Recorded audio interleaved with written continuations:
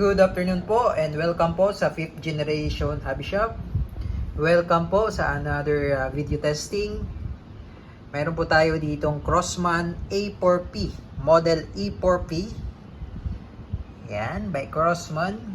This is an airgun po, airgun rifle. Ayan, so 25 rounder CO2 powered steel ball. Okay, steel ball po. Ang bala po nito ay bolitas po. Ayan, 4.5 mm in diameter. At yung kanyang propellant naman ay CO2. Ayan, so bali dalawang CO2 po ang nilalagay sa magazine. So mamaya po i-demonstrate natin. Sa ngayon po, ipapakita ko lang po sa inyo yung itsura ng unit. Ayan. Out of the box po, may kasama na po itong red dot. Out of the box. Itong laser ay nilagay lang po namin. So, pwede po yan ma-explode. Okay? Pwede pong optional lang po yan. Pwede pong hindi kasama sa unit. Yan. Okay? Crossman. Kilalang brand po yan. Crossman. So, itong magazine niya po ay 25 rounder capacity. Semi and full automatic po ito. Okay, so mamaya po ite-testing po natin yan. Pati po yung paglalagay ng CO2 at bala. Okay, so ito pong naka-install dito ay green. Yan, green na laser. Yan.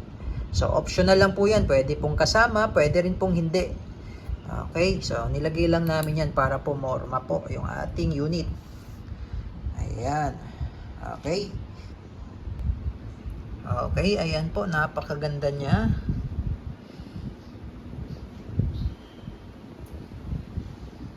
Ayan. This is the selector switch. Ayan po, semi-automatic, full automatic, and yung safe. Okay, so bali itong kanyang butt ay hindi po na-adjust yan. As is na po yan. Okay. Okay. Ayan. Ayan, napakaganda po ng quad forearm niya na pwede po kayong maglagay dyan ng mga accessories. Ayan.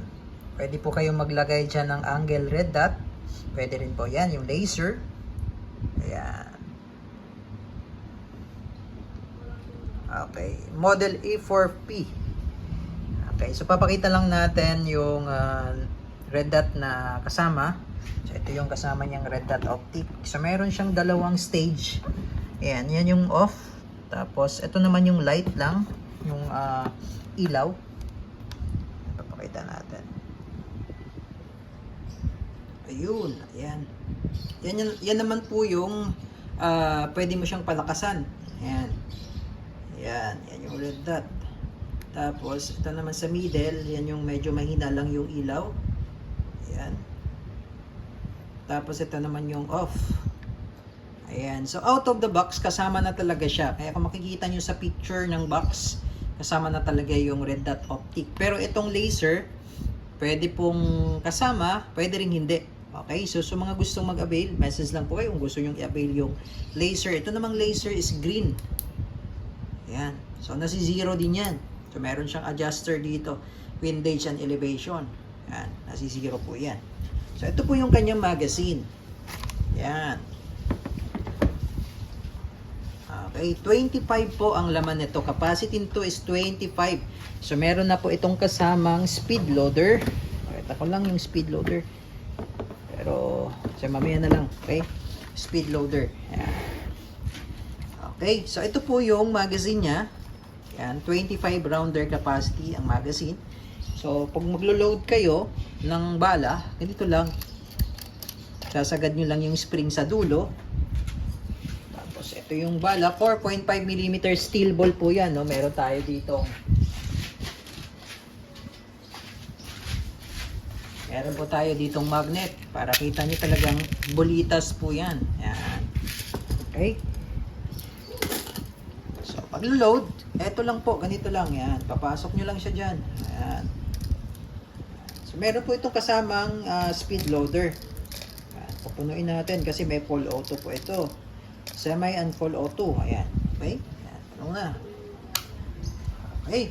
So, ngayon, ang CO2 naman po ay dito. Ayan. So, bali, ito pong cover niya, tatanggalin lang natin. Ayan. Ayan. So, bali, dalawang CO2 po ang nilalagay dyan. Good for 100 shots, more or less. 100 shots po yung dalawang CO2 bago maubos. Yung CO2 po natin is disposable, pero meron po tayong palaging available na CO2. Ayan. Pero po, pwede rin pong isang piraso lang ang ilalagay natin. Dito lang sa may left side. Ayan. Makikita nyo po dyan, merong first. Ayan. So, una po nating lalagyan, etong side na to. Okay? Pag dito nyo po nilagyan, muna, sisingaw lang yan. Okay? So, first, ito muna, yung side na to. At pwede rin ito lang ang lalagyan natin. So, pwede po siyang isang CO2 lang. Okay? So, mag-load tayo ngayon ng CO2. So, bali, dalawang CO2 po yan. Para mas marami tayong maraming putok, kumbaga, dalawang CO2 po ay ilalagay natin. Okay, so maglalagay lang muna tayo ng silicone oil. And then, ito yung sa first side. Ito po tayo maglalagay. Meron siya kasamang allen. Luluwagan lang po natin. Yan. Tapos ngayon, hihigpitan na po natin. Okay. Okay, so tamang higpit lang. And then, dito naman tayo sa pangalawa.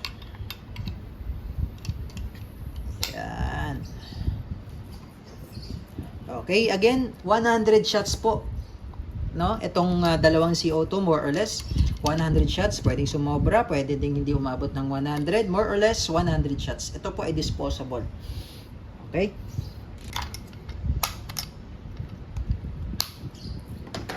And then, balik natin yung cover. Ayan.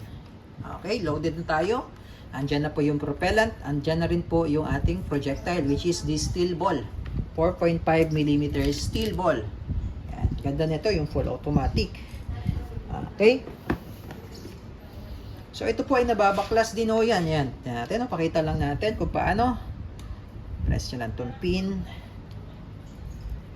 Sagad sa dulo. Yan. Ayan. Nababaklas po yan, pati yung nasa loob. Ayan. Katulad po sa real steel. Okay?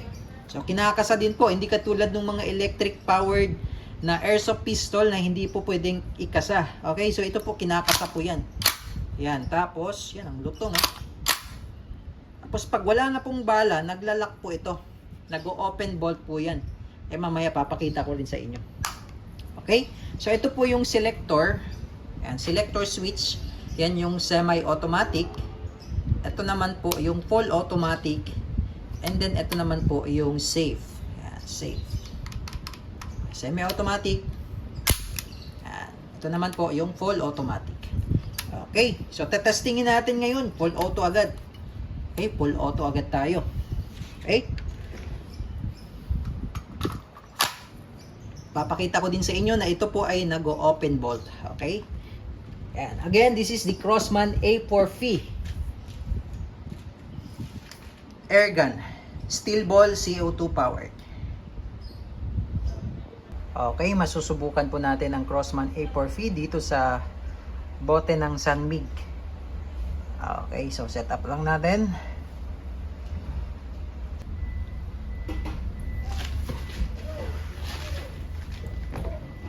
Okay, testing po Crosman A4V. Full auto agad tayo. Laser, red dot. Okay, firing. Firing. Ganda. Testing naman natin yung semi-automatic. Load tayo ulit. Tingnan nyo naman po yung ating target. Nadurog po.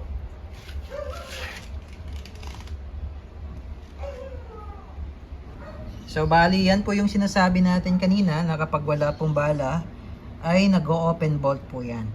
Okay, para bumalik po yan, yung bolt, bali, ipipress nyo lang po ito. Itong part na to. Ayan. Ayan. Okay. So, napakaganda niya. Ngayon, testing naman natin yung semi-automatic.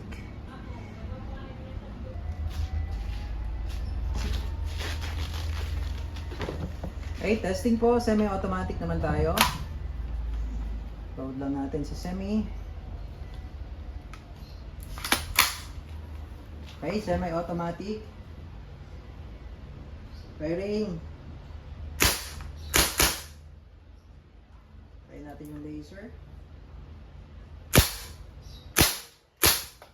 So, hindi pa naka-zero. And semi-automatic. Now, full automatic naman tayo. Firing. Ayan, so, nag-open bolt na siya. Yan. Release mag. Okay. So, Crossman A4P. Napakaganda. Angas niya, astig. Okay.